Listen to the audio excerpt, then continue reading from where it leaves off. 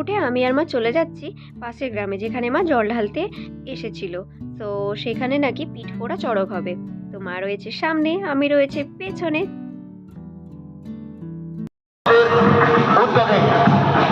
আমরা এই 20 জন শপথ হওয়াটা করতে পেরেছি।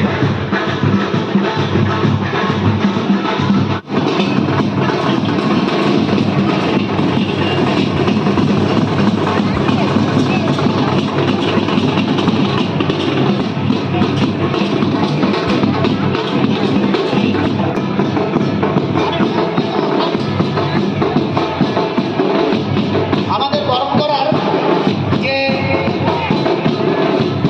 সামগ্রীগুলি রয়েছে সেই সামগ্রীগুলি আমাদের এখানে পৌঁছে দেবে। আমাদের মূল মন্ত্রী চলে আসুন।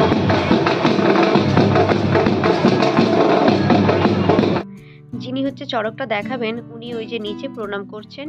তো এবার উপরে উঠবেন, আর উপরে ওঠার পরে ভিডিও করা বন্ধ, কারণ চড়কটা ক্যামেরা বন্দি করা যাবে না, প্রশাসন থেকে নিষেধাজ্ঞা আছে। আর তার কারণে সেটা তোমাদেরকে দেখাতে পারবো না। জাস্ট এইটুকুই দেখালাম যে কে করবে আর কিভাবে চড়কের ব্যবস্থা করা হয়েছে, এতটুকুই তোমাদের কাছে আমি তুলে ধরতে পারলাম। আর চড়কটা দেখাতে পারলাম না, তার জন্য দুঃখিত, কারণ বললামই তো প্রথমেই যে নিষেধাজ্ঞা রয়েছে। তো চলো ভিডিওটা তোমরা দেখতে থাকো।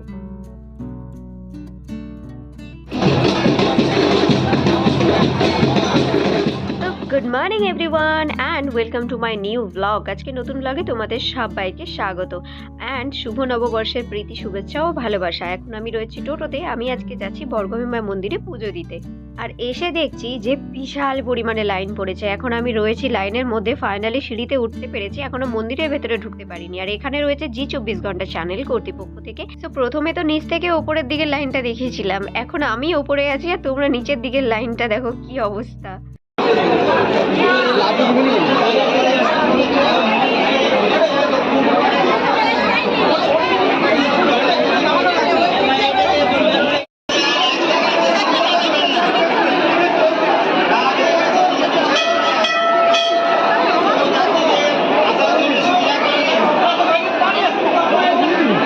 উপরে নিচে মন্দিরে সব জায়গাতে লাইন, প্রচন্ড পরিমাণে ভিড় হয়েছে আজকের।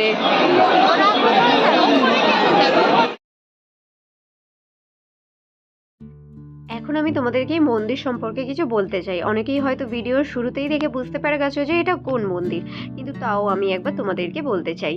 এই মন্দিরটা হলো সতীর 51 পীঠের মধ্যে একটি, আর এই মন্দিরের নাম হলো বর্গভীমা মন্দির।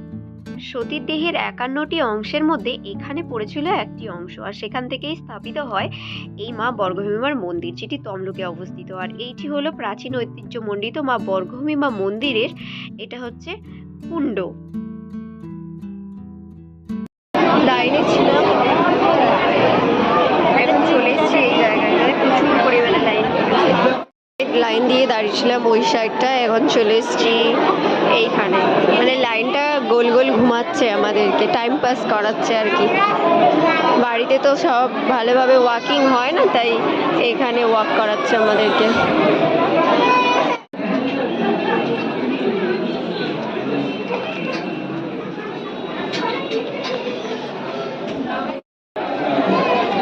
নিচ থেকে এখন চলে এসেছি ছাদে। ছাদে এবার ওয়াক করব, তারপরে আবার নিচে যাব। এই যে ঠিক নিচের অবস্থাটা ঠিক এরকম। হাঁটছি বলে তাই ভালো করে ক্যামেরাটা স্টে করাতে পারছি না।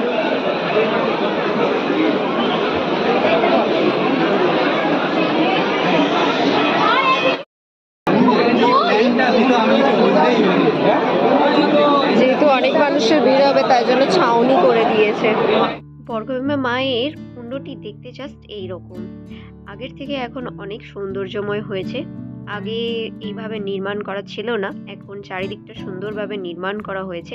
আর আমরা যখন ছাদে ওয়াক করছিলাম, উপর থেকে নিচের ভিউটা জাস্ট এইরকম ছিল। এই হচ্ছে মন্দির, এই যে এখানে, আর আমাদেরকে যেতে হবে ওই জায়গাটায়।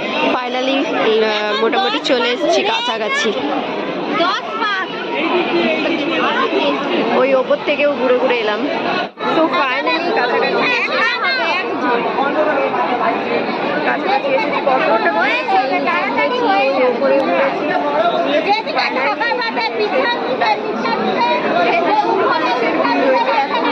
যেখানে ছিল বাড়িতে সবাই চলে এসেছে। যেহেতু পয়লা বৈশাখ আর বছরের এটা প্রথম দিন, আমাদের বাংলাদেশ নিউ ইয়ারের থেকে বেশি আমাদের বাংলা শুভ নববর্ষটা মানে ইংরেজি মাসের থেকে বাংলা বছরের বেশি আছে, সবাই মানায়। চলো পুজো দেওয়ার পালা, গেলে দেখাচ্ছে কিছুক্ষণ পর। দক্ষিণা সবাই দক্ষিণা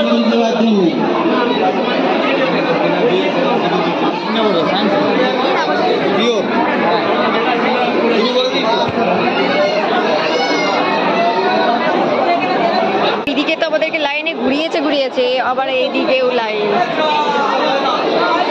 এখানে আমি টিপ নিলাম, ওইখানে হচ্ছে পুজোর প্রসাদ। আর মন্দিরের ওপরে এগুলো রয়েছে দোকান, এই দোকান থেকেও জিনিস কিনে পুজো দেওয়া যায়।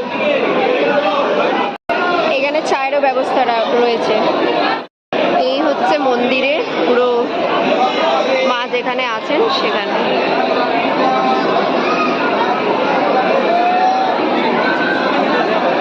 চারিদিকে আসলে ত্রিপল দিয়ে কাপড় দিয়ে ঘিরে রেখেছে, তো তাই জন্য ভালো বোঝা যাচ্ছে না। পুজো দেওয়া শেষ হয়ে যাওয়ার পরে আমি একা একা দাঁড়িয়ে ছবি তুলছিলাম আর ভিডিও করছিলাম। তখন এই কাপলটা এসে আমাকে বলল যে আমাদের একটা ছবি তুলে দাও। আমি বললাম yes of course, why not, কেন তুলে দেবো না, অবশ্যই তুলে দেবো। তো আমি ছবি তুলে দেওয়াতে ওনারা খুব খুশিই হয়েছেন। যারা ম্যারিডরা এসছে তারা এখানেই সিঁদুর দিচ্ছে আর মনস্কামনা পূরণের জন্য এইগুলো বেঁধে যাচ্ছে। একজন বাঁধছে অলরেডি।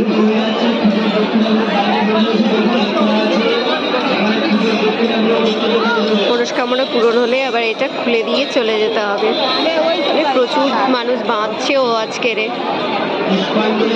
আর কামনা করি সবার দিনটা ভালো যাক আজকের, আর পুরো বছরটা সবাই ভালোভাবে সুস্থভাবে থাকুক আর সবার মনস্কামনা পূর্ণ হোক।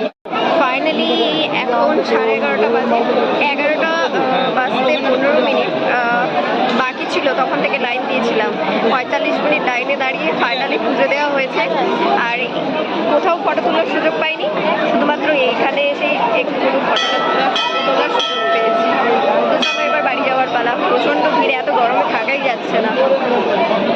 আর একটা বিষয় হচ্ছে তোমাদেরকে আমি ঠাকুরের মূর্তিটা দেখাতে পারলাম না, কারণ দাঁড়াতেই দিচ্ছে না। মানে 1 সেকেন্ডের মধ্যে প্যাকেটগুলো নিচ্ছে, ঝুড়িগুলো নিচ্ছে আর ওর মধ্যে ফুল দিয়ে দিচ্ছে, তারপরে বের করে দিচ্ছে, কোনো থাকতেই দিচ্ছে না।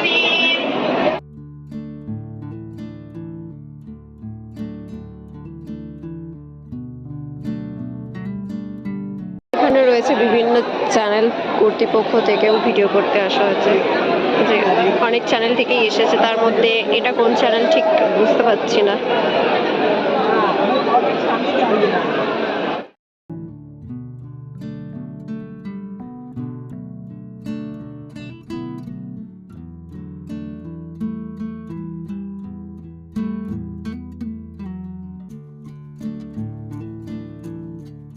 আর আজ তো মায়ের কাছে একদম সিঁদুরের প্যাকেট ভর্তি হয়ে গেছে। এখন মনে হচ্ছে একটু ভিড়টা কমেছে।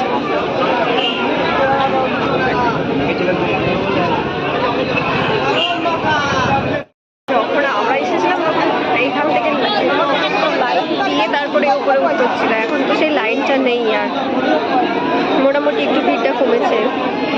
এখন 12টা বাজতে 10 মিনিট বাকি, তাই হয়তো ভিড়টা কমে গেছে অনেকটাই। এবার জুতো নেওয়ার পালা।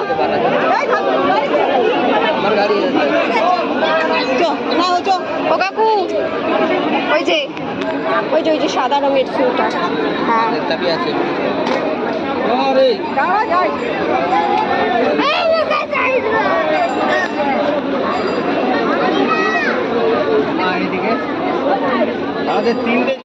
কাকিমা এই নাও টাকা নাও জুতো।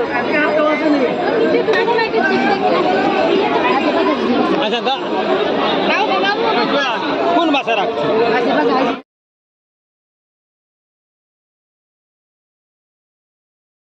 ছোট থেকে বয়স্ক সবাই এসছে।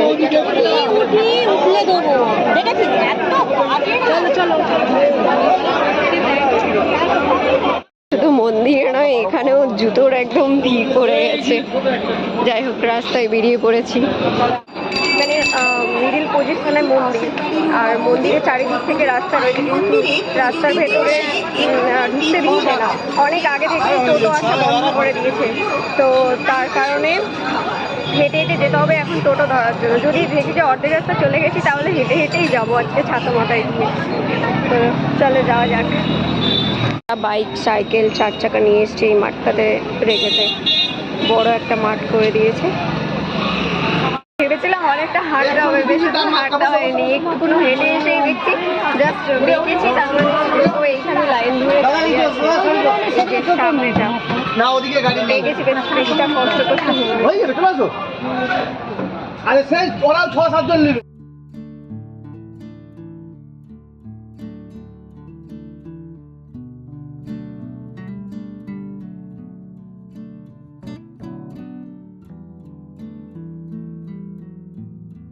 বারোটা 10 আর বাসে উঠে পড়েছি, বাস পেয়ে গেছি। কিন্তু প্রচন্ড পরিমাণে গরম আর প্রচন্ড রোদ্দুর, আর সব জায়গাতে ভিড়, বাসে, টোটো, রাস্তায় সব জায়গাতেই ভিড়। জ্যাম তো চারিদিকে ভরে গেছে, শুধু জ্যাম আর জ্যাম। আর এখানে হচ্ছে একটা গণেশ পুজো।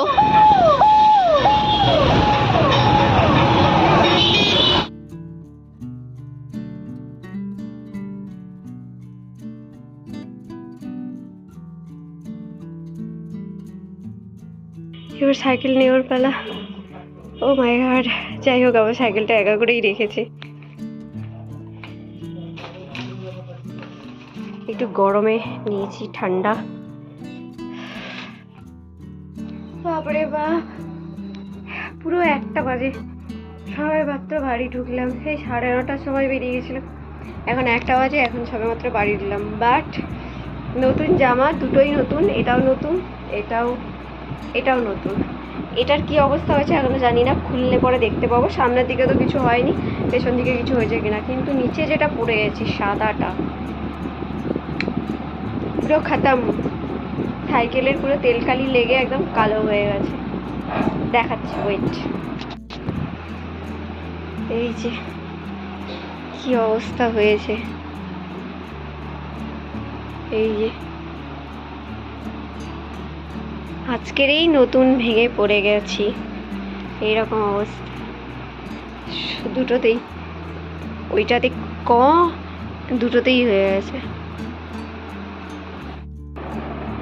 এই যে এইটা জাস্ট এইরকম অবস্থা হয়েছে, পুরো কালো তেল কালিতে ভর্তি। আর কি করব, আমার সাদা রঙই বেশি পছন্দ, তাই জন্য আমি সাদা জামা কাপড়ই বেশি পরি। মানে সাদার উপরে প্রিন্ট, যেমন উপরেরটা পরে আছি, তো আমি সাদা বেশি পছন্দ করি বলে সাদা রঙেরই জিনিস বেশি কিনি। আমার অন্যান্য কালারের মানে ড্রেস খুবই কম আছে, বাট এই অবস্থা। কি সলিউশন আছে এটার আমি নিজেও জানি না, এখনই ক্লিন করতে হবে, নাহলে এটা উঠবেও না। বাট কি সলিউশন থাকতে পারে এটার, এটাও আমাকে হয়তো ইউটিউব দেখে বের করতে হবে, জানি না কি সলিউশন আছে। তো গাইস, কালকে ভিডিওটা শেষ করতে পারিনি, তার কারণ ওই 45 মিনিট এরকম গোল গোল ঘুমতে না মানে পুরো একদম টায়ার্ড হয়ে গেছি সারা দিন। আর যেন উঠতেই পারছিলাম না, এত পায়ে যন্ত্রণা ছিল। তাই আবার পরের দিন সকালবেলা ভিডিওটা শেষ করব। তো যাই হোক, ভিডিওটা তাহলে আজকের মতো এখানেই শেষ করলাম। তোমাদের সঙ্গে আমার দেখা হবে পরে নেক্সট নিউ ব্লগে। আর ফোনের ব্যাপারে তোমরা সবাই ভালো থাকো, সুস্থ থাকো, এই কামনা করি। আবারও একবার তোমাদেরকে শুভ নববর্ষ ও হচ্ছে শুভ নববর্ষের শুভেচ্ছা আর ও অনেক ভালোবাসা। আর এই যে সকালবেলায় অদিতি, গুবলু সবাই চলে এসছে।